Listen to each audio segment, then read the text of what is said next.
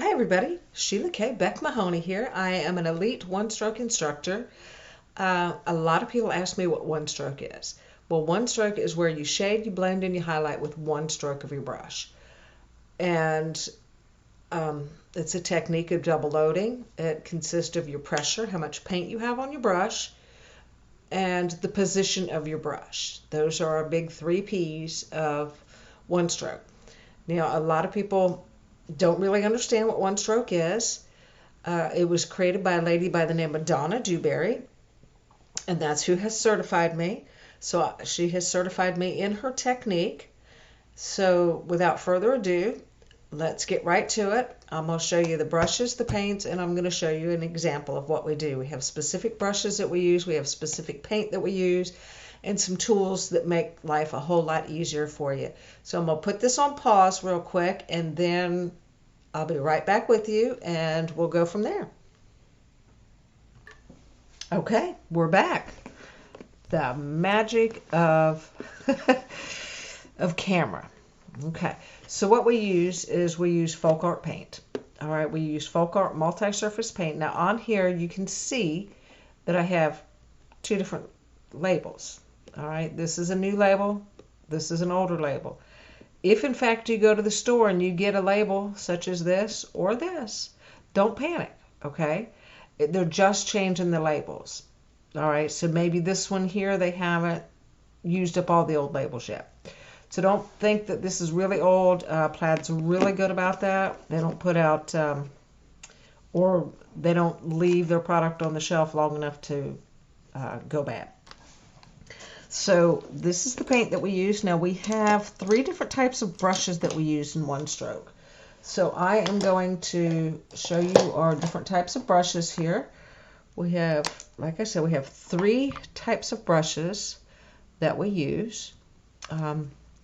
So we have our Donna Dewberry signature brushes here. Now they're different qualities, okay? So this is going to be your higher quality. Okay, then we have our green handle brushes. I don't know if you can see that that's green. A lot of times in photos you can't see that's green. We have our green handle brushes, and then we have our black handle brushes.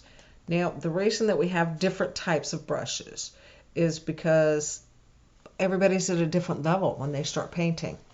So these are basically student brushes, beginner brushes.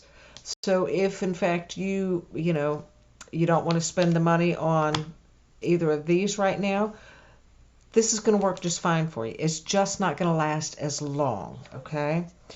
And then we have our green handle brushes, of course. Now these are better quality brush, and they last longer. All right, and then of course we have our professional brush, which lasts the longest.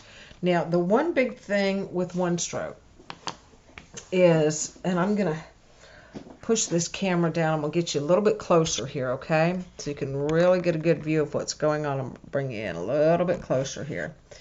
So, I'll do that so you can see this. The biggest thing with one stroke is we work on a chiseled edge. So, I want to show you what I mean here. Now, when you look at your brush, this is a flat edge. This is the flat of your brush. This right here, this edge, is your chiseled edge right here. All right, so we're working with our chiseled edge most of the time. All right, now this is kind of wet, but you see how nice and sharp that edge is? Let's see if we can get it to where you can really see it here. See how sharp that edge is? It's a nice sharp edge. Think about it like a screwdriver. All right, so this is going to be your chiseled edge here.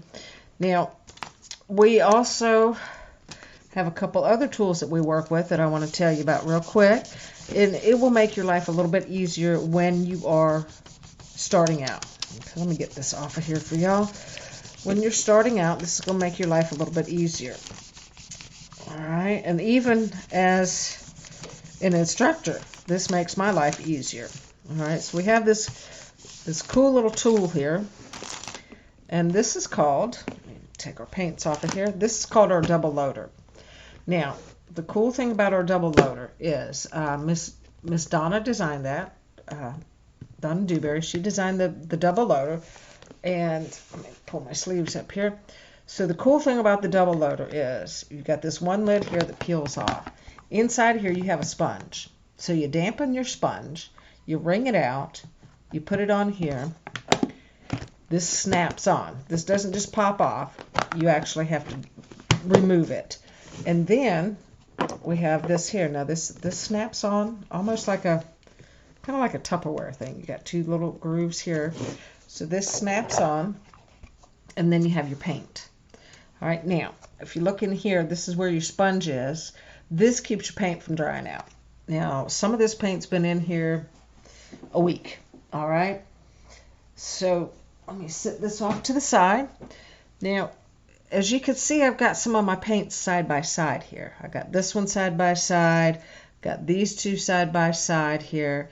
I've got my yellow and my white side by side. I've got my green over here by himself, and that's only because of the way I did it. So that's not a big deal. And in the middle, we do not use water with one stroke. We use floating medium. All right, this is our floating medium. It's made by Folk Art. It's designed to go with our multi-surface paint. It's an acrylic paint. Floating medium helps your paint go further. All right, helps your brush go further. It doesn't keep your working time any longer. It just allows it to float. So think about this as like the fluff in the paint without pigment to it. So think about it like paint with no pigment.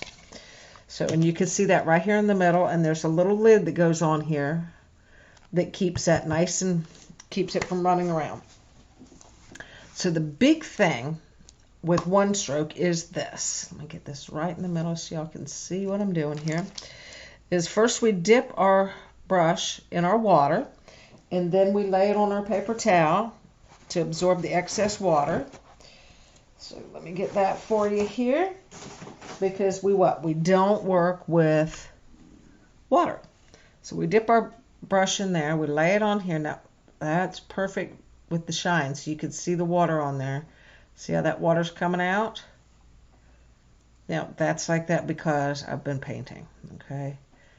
And so we're getting the water off of there. You can see the dampness on the paper towel. So we are not doing this. We're not doing this, okay? We are doing this. All right, this is what we're doing. We're just laying it on there and letting the excess drain out. All right. So then when we load our brush, we're double loading our brush. And our double loader is designed specifically for that. So what you're going to do is we're going to go half white and half magenta. So we're going to let this little thing right here, this little edge, we're going to let that split our brush right here. Okay, right there. Give it a good stroke. Now, you see your paint there? Now, what you're going to do is you're going to come over here to an empty well, which you see mine right here, and we are going to go back and forth and back and forth and back, and we're pushing, okay? We're giving a good push, okay? We're giving it a good push because what we're doing is, number one, we're blending our paint. Number two, we're driving that paint up into the ferrule of our brush.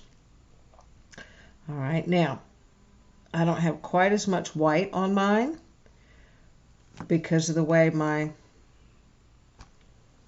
little runway over here is. See how I've got more magenta than I do the white, more magenta than the white. So we're just going to do this, okay?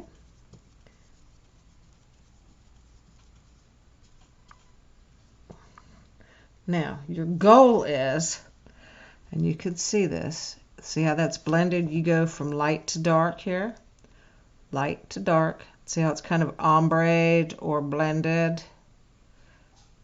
You're going to flip it over, you're going to see the same thing. Okay? Now, with this technique, you're going to use a lot more paint than what you ever thought that you would need. So I've done that, so I'm going to do this again. All right? Because I need a good amount of paint on here. Now, back and forth, back and forth. You're going to do this about 15 times. And do not hold this up and do this. You want to be able to put some pressure on here, okay?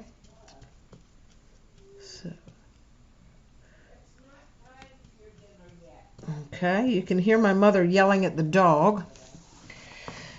So now I'm gonna leave this right here so you can see that every stroke I do, I go back and I get more paint. Now see how that's nicely blended? See that good amount of paint on there? That's a good amount of paint. All right, now one big thing, you want it 2/3 of the way up your brush. You want to keep it away from your ferrule. You do not want your paint drying in your ferrule. All right. So, and I'm actually going to add just a dab of yellow to it. So I'm going to I'm going to dip my corner in my yellow. I'm going to come over here and I'm going to work it in because I'm working on a white paper. Y'all won't be able to see what I'm doing. But now see how we've got the yellow, the white, and the magenta in there. Okay, got it on the other side, and see that good amount of paint in there? Got a good amount of paint on that brush. The big deal is this, and you can also see the chiseled edge. See how you can still see that chisel on that edge? The biggest thing is if you don't have enough paint on your brush, this technique is not going to work right. Now, we always stand our brush handle straight up and down, straight up and down. Now, I'm going to kind of go off to the side a little bit so y'all can see what I'm doing here. Or actually, maybe I'm just going to turn the camera to the side a little bit so you can see. Now, my brush is straight up and down. And what I'm going to do is I'm going to do a seashell. So I'm going to make my V here. Okay, that tells me where to start and where to stop. So I'm going to put here, I'm going to stroke 1, 2, 3. I'm going to wiggle. Wiggle, wiggle, wiggle, wiggle, wiggle, wiggle, wiggle, wiggle, wiggle, wiggle, and slide up. Now, I've got a seashell shape here. So we're going to do this again. I'm going to come back over here. Now, you don't have to dip every time. You've got probably enough paint in your well right here to where you don't have to dip every time. You just flat, flat, and get more paint on that brush, okay? And when you're doing that, you're also flattening out your chisel. So we're going to do this one more time, straight up and down. So 1, 2, 3. Now what this is you're going to see my brush is about half sprung. Half sprung means, let me show you with another brush here. Half sprung, I'm going to do it with a big brush so you can see. Half sprung means, well, I don't know what this is. Get that off there. Half sprung means that you're not straight up on your chisel like this, but you don't have it mashed all the way down. Half sprung is halfway. So I'm going to do it this way. So as you're painting, this would be straight up and down. This would be mashed all the way. You are halfway. So you're going to be about halfway, right about here. Okay, that's going to be able to spread your bristles out and get your paint out of it. Okay? So, back to this. 1, 2, 3. Wiggle, wiggle, wiggle, wiggle, wiggle, wiggle, wiggle, wiggle. And then you stand up, you lift pressure, and there you have a seashell. There's a lot of glare on this. I don't know how to make it not glare so much for y'all. So we're going to do it again. 1 there. Now watch. If you don't have enough paint on your brush, watch what happens. You're not getting a good blending. Okay? You don't have enough paint on your brush. See the difference between there and there? Now I'm working with freezer paper. Alright, that's why you're getting this glare. Back over here, we'll get some more paint. Okay, now what I did this time was I dipped corner in my yellow. Where you at? Dipped corner in my yellow, a corner in my magenta, and I came over to my runway, flat, flat, done. Okay, you don't have to keep going back and forth because you've got paint inside of there. Okay, see the paint on that brush? A good amount of paint on there. Okay, so back over here again. 1, 2, 3. Wiggle, wiggle, wiggle, wiggle, wiggle, wiggle, wiggle, wiggle. Stand up. Now see how this is nicely blended? you can't see that. Let me see if, in fact, I can't do this to keep that light from being so... Ah, there we go. Maybe that'll work. Maybe, maybe not. Let me see if this is going to work for you. That's not going to work. So where is this light that's so obnoxious coming from?